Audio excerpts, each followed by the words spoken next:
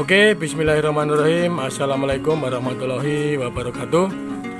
Oke teman-teman, di video hari ini saya ingin memberikan sedikit gambaran kepada teman-teman semua ya, khususnya buat teman-teman pemula yang baru ingin menggeluti ternak, khususnya breeding sapi ya.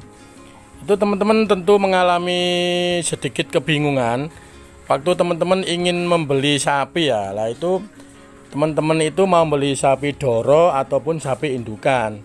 Nah, di sini saya akan memberikan sedikit gambaran teman-teman, kelebihan dan kekurangan membeli sapi doro ataupun sapi indukan seperti ini teman-teman ya. Jadi yang pertama saya akan bahas ini dulu.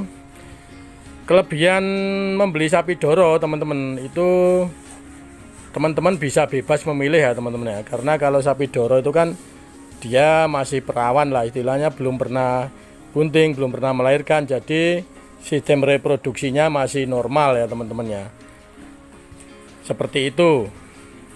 Dan teman-teman juga bisa memilih perawakannya sesuai yang teman-teman inginkan ya. Pokoknya yang terpenting perawakannya jangan terlalu kurus dan juga jangan terlalu gemuk lah. Itu kelebihan memilih sapi doro teman-teman. Dan kekurangannya sendiri teman-teman, sapi doro itu kan misalkan teman-teman milihnya itu sekitar umur 1,5 tahun sampai 2 tahun ya. Nah itu kan nanti dia masih tetap nunggu proses birahi ya teman-teman ya, dan juga butuh proses juga. Nah kekurangannya seperti itu, jadi nunggu proses birahinya butuh waktu yang lumayan lama. Itu kelebihan dan kekurangan memilih sapi doro. Nah sekarang kelebihan dan kekurangan memilih sapi indukan teman-teman. Kekurangannya memilih sapi indukan teman-teman itu seperti yang sudah saya bahas di video saya kemarin ya teman-teman ya. Sapi indukan itu kita memilihnya itu harus lebih teliti dan lebih jelimet.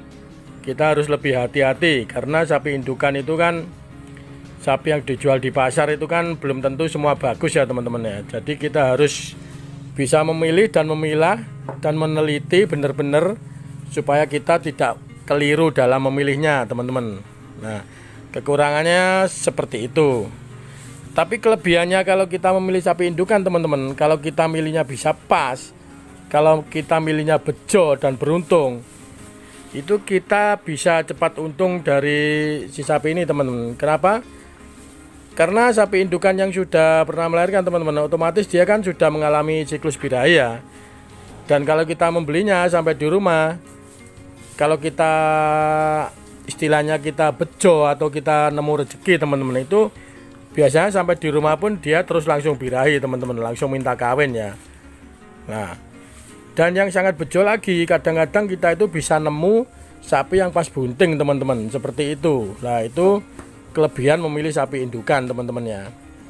Nah jadi dalam memilih sapi doro atau sapi indukan itu ada kelebihannya sendiri dan juga kekurangannya sendiri teman-teman. Itu tergantung teman-teman mau memilih yang mana ya. Oke, saya rasa itu tadi teman-teman sedikit tips dari saya ya tentang kelebihan dan kekurangan memilih sapi doro dan sapi indukan untuk dijadikan breeding. Terima kasih buat teman-teman sudah klik video ini, yang sudah subscribe. Buat teman-teman yang belum subscribe, ditunggu subscribe-nya teman-teman. Oke, biar tidak ketinggalan info-info terbaru. Oke, saya rasa sampai di sini dulu video saya hari ini. Terima kasih. Wabillahi taufik wal hidayah. Wassalamualaikum warahmatullahi wabarakatuh.